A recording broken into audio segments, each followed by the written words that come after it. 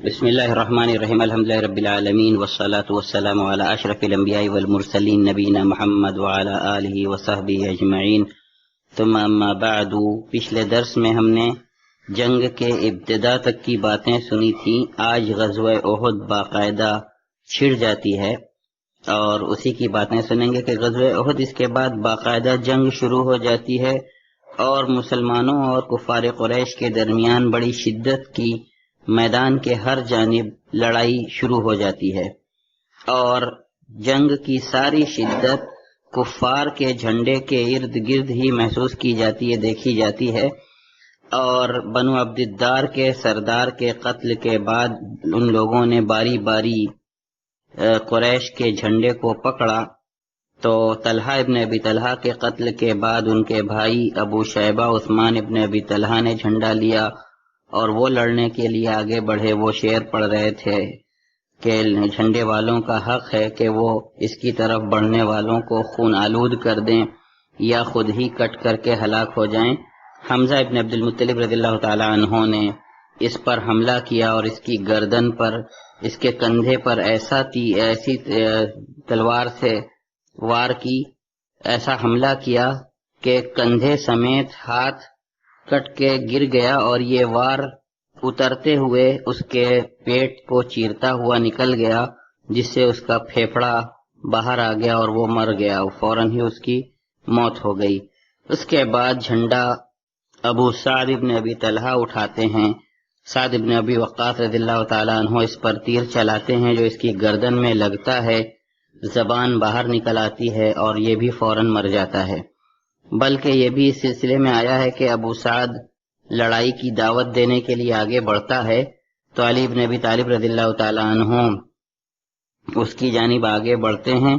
دونوں میں کچھ دیر مقابلہ ہوتا ہے اور اس کے بعد حضرت علی رضی اللہ تعالی عنہ اس کا قتل کر دیتے ہیں۔ ابو سعد کے بعد مصافح ابن طلحہ ابن ابی طلحہ جھنڈا اٹھاتا ہے۔ عاصم ابن ثابت ابن ابی اقلہ رضی اللہ تعالی عنہ اس پر تیر چلاتے ہیں اور اس کو قتل کر دیتے ہیں۔ اس کے بعد اس کا بھائی کلاب ابن طلحہ ابن ابی طلحہ جھنڈا اٹھاتا ہے۔ زبیر ابن العوام رضی اللہ تعالی عنہ اس پر پل پڑتے ہیں اور اس کو قتل کر دیتے ہیں۔ اس کے بعد ان دونوں کے بھائی جلاس ابن طلحہ ابن ابی طلحہ جھنڈا اٹھاتا ہے اور اس کو بھی طلحہ ابن عبید اللہ رضی اللہ تعالی عنہ نیزے سے مارتے ہیں، جس سے فوراً اس کی موت ہو جاتی ہے۔ اس سلسلے میں یہ بھی کہا گیا ہے کہ عاصم ابن ثابت ابن ابی اقلہ رضی اللہ تعالی عنہ ہی اس پر بھی تیر چلاتے ہیں اور اس کی جان لے لیتے ہیں۔ یہ ایک ہی گھر کے 6 افراد تھے جو کفار کے جھنڈے کے ارد گرد قتل کیے گئے۔ پھر بنو عبد الدار جن کے پاس کے جھنڈا تھا، ان میں سے ارطات ابن شرحبیل جھنڈا اٹھاتے ہیں اور ان کو بھی حضرت علی ابن ابی طالب رضی اللہ تعالی عنہ اور کچھ روایات میں آتا ہے کہ حمزہ ابن عبد المطلب رضی اللہ تعالی عنہ نے قتل کر دیا تھا۔ ارطات کے بعد شریح ابن قارض نے جھنڈا لیا، ان کو قزمان نے قتل کر دیا اور شریح ابن قارض کو قتل کرنے والا یہ قزمان منافق تھا جو مسلمانوں کے ساتھ صرف حمیت میں لڑ رہا تھا، جوش میں نہ کہ اسلام کا دفاع کرنے کے لیے۔ پھر اس کے بعد جھنڈا ابو زید عمرو ابن عبد مناف العبدری نے لیا، اس کو بھی قزمان نے۔ اور پھر اس کے بعد شرحبیل کے بیٹے ہاشم، پھر جھنڈا جو ہے ابو زید کے بیٹے شرحبیل ابن ہاشم العبدری نے لیا، ان تینوں کو قزمان نے قتل کر دیا۔ اس کے بعد یہ بنی عبد الدار کے 10 لوگ تھے جنہوں نے جھنڈا اٹھاتے ہوئے اپنی جان گنوائی اور ان میں سے کوئی ایسا شخص نہیں بچا جو کہ اب جھنڈا اٹھا سکتا، تو ان کا ایک حبشی غلام جس کا نام ثواب تھا، اس نے جھنڈا اٹھایا اور بڑی بہادری اور ثابت قدمی کا مظاہرہ کیا، جس کا کہ اس کے پہلے اس کے آقاؤں سے کوئی ثبوت نہیں ملا تھا، اس کے آقاؤں نے جیسی بہادری نہیں دکھا سکی تھی۔ اس نے بہت ہی جواں مردی کا مظاہرہ کیا اور یہاں تک لڑتا رہا کہ اس کے دونوں ہاتھ کٹ گئے، گھٹنوں کے بل بیٹھ کر سینے اور گردن سے جھنڈے کو سنبھالے رکھا تاکہ گرے نہیں، اور اسی طرح لڑتا ہوا وہ آخر میں مارا جاتا ہے، اور وہ پوچھتا ہے آسمان کی طرف نظر اٹھا کر کے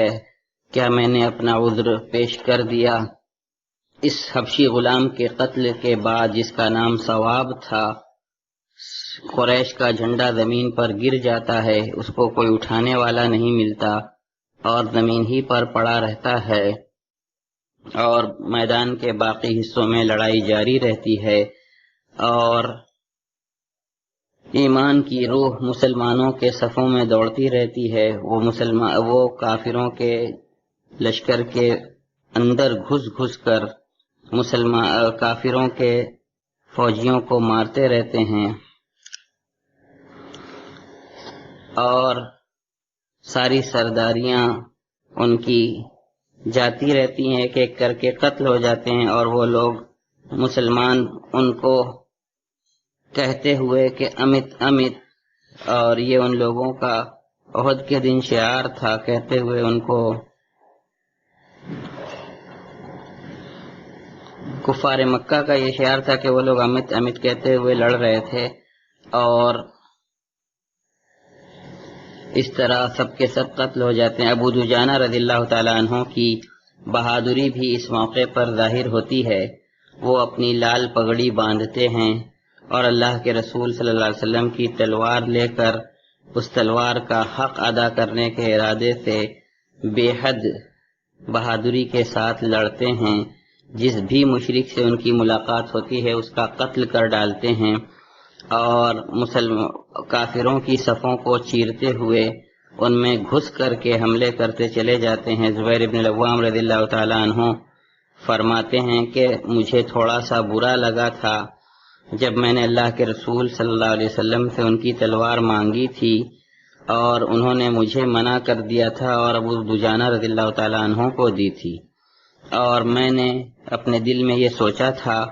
کہ میں ان کی پھوپھی صفیہ کا بیٹا ہوں، قریش کا ہوں، اور میں نے تلوار ان سے مانگی بھی تو انہوں نے اس کو مجھے نہ دے کر کے ان کو دے دیا۔ دیکھتا ہوں کہ آج یہ کیا کرتے ہیں۔ کہتے ہیں میں ان کے پیچھے لگا تو دیکھا کہ انہوں نے ایک لال عمامہ نکالا، اس کو اپنے سر پہ باندھا۔ یہ دیکھ کر کے انصار نے کہا کہ ابو دجانہ نے موت کی پگڑی نکال لی ہے، اور پھر وہ یہ اشعار پڑھتے ہوئے نکلے کہ انا الذی عاہدنی خلیلی ونحن بالصف لدی النخیل اللہ اقوم الدہر فی القیول اضرب بسیف اللہ والرسول، کہ میں نے اپنے خلیل سے محمد صلی اللہ علیہ وسلم سے وعدہ کیا ہے جبکہ ہم مقام صف میں تھے نخیل کے پاس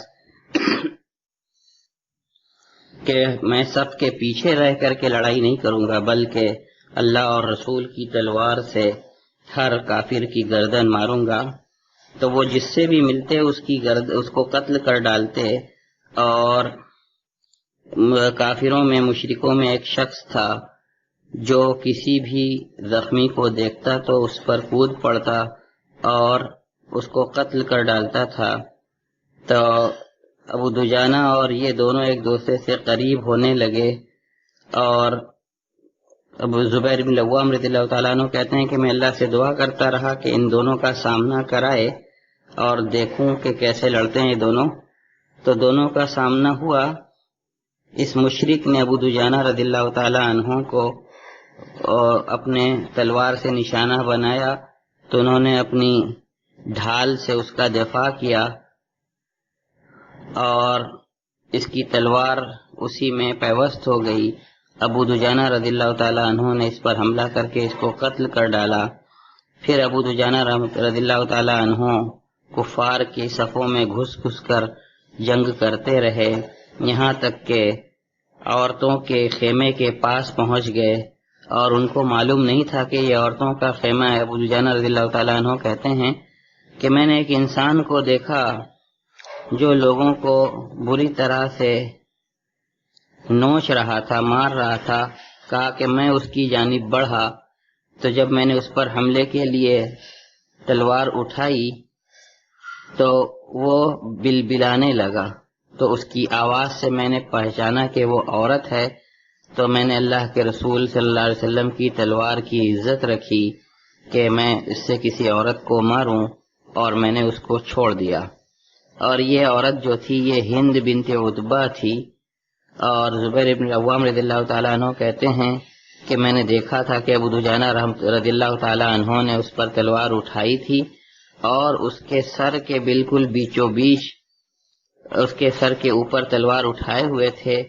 پھر تلوار اس سے ہٹا لی۔ تو میں نے اپنے دل میں سوچا بھی کہ اللہ اور رسول ہی بہتر جانتے ہیں کہ کیوں اس کا قتل نہیں کیا، کیونکہ وہ دور تھے، انہیں اندازہ نہیں ہوا تھا کہ وہ مرد ہے یا عورت۔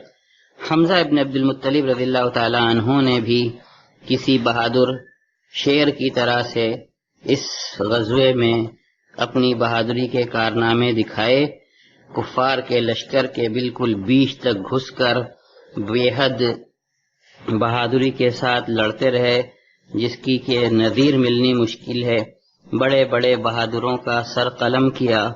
اور ایسے ان کی لاشیں بکھیر دیں جیسے ہوا میں پتے اڑتے ہیں۔ اور اس بہادری کے کارنامے کے ساتھ ساتھ کہ مسلمانوں نے جن کی نظیر کم دیکھی ہوگی، کافروں کا جھنڈا گرانے میں بھی یہ پیش رہے، تو ان کے دوسرے سرداروں کے ساتھ بھی حضرت حمزہ رضی اللہ تعالی عنہ نے بہت ہی بہادری کا مظاہرہ کیا تھا، یہاں تک کہ وہ بالکل جنگ کے لیے آگے بڑھنے والوں کے بیچ میں شہید ہوتے ہیں، لیکن ان کی شہادت ایسے نہیں ہوتی جیسے جنگجوؤں کی ہوتی ہے کہ سامنے سے مقابلہ کرتے کرتے ان کا قتل ہو جائے، بلکہ ان کے خلاف ایک چال چلی گئی تھی، جس طرح سے کہ رات کی تاریکی میں چالیں چلی جاتی ہیں۔ حضرت حمزہ رضی اللہ تعالیٰ عنہ کے قاتل وحشی ابن حرب خود کہتے ہیں کہ میں جبیر ابن مطعم کا غلام تھا، اور ان کے چچا طعیمہ ابن عدی بدر کے دن ہلاک ہوئے تھے۔ تو جب قریش جنگ احد کے لیے نکلتے ہیں تو جبیر ابن مطعم مجھ سے کہتے ہیں کہ اگر تم نے اللہ کے رسول صلی اللہ علیہ وسلم کے چچا حمزہ کو قتل کر دیا میرے چچا کے بدلے تو تم آزاد ہو۔ وحشی کہتے ہیں کہ میں نکلا لوگوں کے ساتھ، اور میں ایک حبشی آدمی تھا اور نیزے چلانے میں بہت ماہر تھا، تو جب میں نیزہ مارتا کسی کو تو بہت کم ہی میرا نشانہ چکتا تھا۔ جنگ جب چھڑی تو میں حمزہ رضی اللہ تعالیٰ عنہ کو تلاشنے لگا، اور میری نگاہیں انہی کے تعاقب میں رہتی تھیں، یہاں تک کہ میں نے لوگوں کے بیچ میں ان کو دیکھ لیا، اور وہ لوگوں کو بے تحاشا قتل کر رہے تھے، کوئی چیز ان کے سامنے ٹھہر نہیں رہی تھی۔ میں ان کے لیے بالکل تیار تھا اور ان کو قتل کرنا چاہتا تھا، اور ان سے کسی پیڑ یا کسی چٹان کی آڑ میں ہو جاتا تھا تاکہ وہ مجھ سے قریب ہوں اور مجھے دیکھ نہ پائیں، کہ اچانک ان کی جانب سبا ابن عبد العزہ بڑھتے ہیں۔ حضرت حمزہ جب ان کو دیکھتے ہیں تو ان سے کہتے ہیں آؤ ابن مقتا، اور ان کی اماں لوگوں کے ختنے وغیرہ کرتی تھیں، انہی کی طرف ان کو طعنہ دے کر کے کہا کہ آؤ ختنہ کرنے والی کے بیٹے، اور اس کو ایسا وار مارا حضرت حمزہ رضی اللہ تعالی عنہ نے کہ گویا اس کا سر ہی کٹ کر کے دھڑ سے الگ ہو گیا۔ حضرت وحشی کہتے ہیں کہ پھر میں نے اپنا نیزہ، اپنا بھالا ہلا کر کے دیکھا، اور جب مجھے اطمینان ہو گیا کہ یہ نشانے پر لگے گا، میں نے بھالا چلا دیا۔ بھالا ان کے سینے پر لگتا ہے اور سینے سے ہو کر کے ان کے آنت میں گھس جاتا ہے، یہاں تک کہ ان کے دونوں پیروں کے بیچ سے نکل جاتا ہے، اور وہ میری جانب بڑھنے کی کوشش کرتے ہیں، لیکن موت ان پر غالب آ جاتی ہے اور میں ان کو چھوڑ کر کے چلا آتا ہوں، وہ اسی حالت میں مر جاتے ہیں۔ پھر میں دوبارہ پلٹ کر کے ان کے پاس آتا ہوں، اپنا نیزہ، اپنا بھالا ان کے اندر سے نکالتا ہوں اور لشکر کی طرف لوٹ جاتا ہوں اور لشکر میں بیٹھ جاتا ہوں، اور کسی اور کو قتل کرنے کی مجھے کوئی ضرورت نہیں تھی، میں نے اپنی آزادی کے لیے ان کا قتل کیا تھا۔ جب مکہ پہنچا تو مجھے آزاد کر دیا گیا۔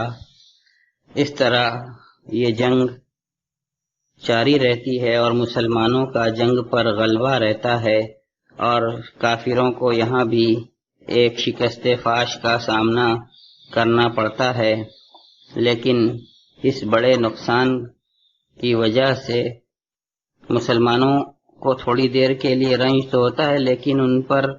کسی طرح کی نفسیاتی کمتری کا اثر نہیں ہوتا، بلکہ وہ برابر جنگ میں غالب ہی رہتے ہیں۔ اس دن ابو بکر، عمر بن الخطاب، علی بن ابی طالب، زبیر بن عوام، مصعب بن عمیر، طلحہ بن عبید اللہ، عبداللہ بن جہش، سعد بن معاذ، سعد بن عبادہ، سعد بن الربیع، انس بن النضر جیسے صحابہ نے بہت ہی بہادری کے کارنامے انجام دیے اور مشرکین کے عزائم کو ٹھنڈا کر دیا اور ان کی کلائیوں کو مروڑ دیا، توڑ دیا، اور ان کی طاقت سرد ہو گئی۔ اسی جنگ میں، اسی غزوے میں حنظلہ ابن ابی عامر رضی اللہ تعالیٰ عنہ شہید ہوتے ہیں، جن کو غسیل الملائکہ بھی کہا جاتا ہے، یعنی جن کو فرشتوں نے غسل دیا۔ اور ابو عامر جو ان کے والد تھے حنظلہ رضی اللہ تعالیٰ عنہ کے، وہ وہی راہب تھے جن کو اللہ کے رسول صلی اللہ علیہ وسلم نے فاسق کا لقب دیا تھا، اور جن کا تذکرہ ابھی چند درسوں پہلے گزرا ہے۔ حضرت حنظلہ رضی اللہ تعالیٰ عنہ کی جلد ہی شادی ہوئی تھی۔ جب انہوں نے جنگ کی آوازیں سنی اور اس وقت وہ اپنے اہلیہ کے ساتھ تھے، فوراً ان کے پاس سے اٹھتے ہیں اور جہاد کے لیے نکل جاتے ہیں۔ مشرکین کے لشکر سے میدان جنگ میں روبرو ہوتے ہیں اور صفوں کو چیرتے ہوئے کفار کے لشکر میں گھس کر کے جنگ کرتے ہیں، یہاں تک کہ ابو سفیان ابن حرب کے پاس پہنچ جاتے ہیں اور اس کو قتل کرنے ہی والے ہوتے ہیں کہ ان کے نصیب میں شہادت لکھی ہوئی تھی۔ ان پر ابو سفیان حملہ کر دیتا ہے اور یہ بھی ابو سفیان سے بردآزما ہو جاتے ہیں، لڑنے لگتے ہیں۔ جب بالکل ابو سفیان کے قتل کے قریب پہنچ جاتے ہیں حنظلہ رضی اللہ تعالیٰ عنہ، تو شداد ابن اوس ان کو دیکھ لیتا ہے اور ان کو قتل کر دیتا ہے۔ اس طرح سے یہ قتل ہو جاتے ہیں۔ اور اس کے بعد تھوڑا سا تذکرہ ان 50 تیر اندازوں کا جن کو اللہ کے رسول صلی اللہ علیہ وسلم نے جبل رمات پر متعین کیا تھا تاکہ وہ مسلمانوں کا وہاں سے دفاع کر سکیں، اور خالد بن الولید اپنے گھڑ سواروں کے ساتھ مسلمانوں کے پیچھے سے حملہ نہ کر سکیں، تو ان لوگوں نے اسلامی لشکر کا صحیح معنوں میں دفاع کیا۔ خالد بن الولید اور ان کے لشکر اکرمہ ابن ابی جہل وغیرہ نے 3 بار کوششیں کی کہ پیچھے سے مسلمانوں پر حملہ آور ہو جائیں، لیکن ہر مرتبہ ان لوگوں نے ان پر تیر برسا کر کے ان کو ان کے ارادے میں ناکام کر دیا۔ اس طرح ہار کفار کا مقدر بنتی ہے اس مارکے میں بھی، اور ہار کے بعد کے کچھ واقعات ہم اس شکست کے متعلق اگلے درس میں سنیں گے۔ وصلی اللہ وسلم علی خیر خلقہ نبینا محمد وعلی آلہ وصحبہ اجمعین، والسلام علیکم۔